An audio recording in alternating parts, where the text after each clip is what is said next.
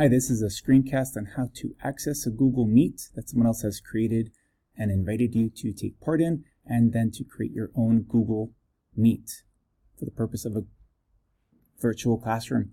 So here we could see on my left-hand side an invitation that I've opened up via Gmail. I have joining info. I simply tap on that once. New screen pops up. I click on the green button for join meeting, and I'm in the meeting. Here, just to explore a little bit, I could see who else might be in the meeting. I can also chat and allow space for questions. I tap on my screen again, and I can see here the option to turn on captions, which might benefit students who like to see what's being said, especially if there's some background noise, or they might just benefit from reading and hearing at the same time. I can also turn off camera, which you might invite students to do. So that way all eyes are on you. They would actually pin you. So there's a pin here, then all students just see you. I can also mute my microphone. This really makes the chat feature very possible and popular, because here's how students can collaborate with each other, maybe ask questions while you're teaching. So shutting off microphone. The last option here is present now. You could present entire screen, which would be what you see on both my right and left hand side of my screen, or just a window. Whichever one you select, you would tap it once and then click share. I'm not going to do that now. For this purpose, that's how you would join a Google Hangout if someone invited you through Calendar and then sent an email to you. Now, to create your own, you see here I have my notes. So if I were teaching, I would have my notes on one side and just have students see this active side. I'm going to come to Google Calendar though, and I'm going to create an event. And this event will allow me to share it via Google Calendar, Google Classroom, or even if I wanted to manage back. So when I go to Google Calendar, I'm going to select a date that I'd like the event to take place on. I'm going to select more options, as I often do, and I enter in a clear title.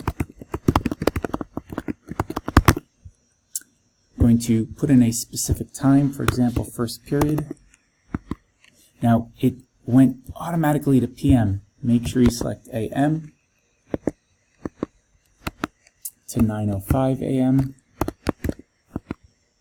And here's where I could add guests. I could add individual guests, or all groups are here. So if I wanted, for example, Year 8 advisory, I can do that as well. Or if I've created my own group in my contacts for my math class, for example, I can do that here, as well as departments. I would include any reference materials, any other links that I wanted them to access. And this is normal, adding a link to a URL, or attach a file from Google Drive. This is really helpful if you want them to read something beforehand, after class, or if I wanted perhaps an exit ticket to be completed, I could do that here. Lastly, you would select conferencing. You want to choose Hangout Meet, because we are not meeting in a classroom. It is a virtual classroom. And this will automatically allow, once I click save, me to notify them, invite them with an email. I'm not going to hit send for the purpose of this test. That wouldn't make sense. But you would select send and invite them that way. Then joining, they would simply do as we saw earlier, clicking on that joining info link. That is how you create an event in Google Calendar for a Google Meet. Now, very important to record the virtual classroom, and this can be done two different ways. Depends if you're a Catalina user, which I am, or a Mojave user. For the purpose of this video, I'll show how to do it in Catalina.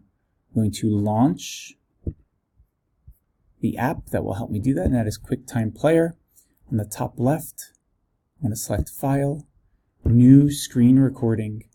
I'm going to either select entire screen or selected portion. Again, if I only want my left-hand side to show up, then I'm going to do selected portion, and I can move this around and select just the portion that I'd like students to see. That way they don't see my notes. I begin the recording. Now, once the recording is done, I'm going to tap here. I now see my recording. This one happened to be 5 seconds long. It's saved automatically to my desktop. I could then share this later with students in case they want to see something again, read something again. Perhaps you were showing a material. And it's very important to do that as it does meet the needs of all learners. It supports that. Now, beginning a virtual classroom Google Meet, perhaps I was sent an email, or I could always just come to the actual event in my Google Calendar. So I'm coming to today's date, which today happens to be December 9th. I see Google Meet Experience, an event that we have set up. And I could also just click on this link, Join Hangouts Meet. Again, I click on the green button for Join Meeting. I can see people that are here, the chat icon which we've shown. Present Now. Again, this is if you wanted to present a specific slide, Edpuzzle, a New York Times article. And you can see all the notes on the right-hand side here and the benefits for each of those. Now, for those using iPads and wanting to set up a separate whiteboard, we can share more in our iSpace. So we invite you all to make an appointment with me and or Bruce. Join us this Wednesday for an iSpace where we look to explore how to use Google Meet and how to set one up specifically for you and your students. Thank you for watching. Have a great day.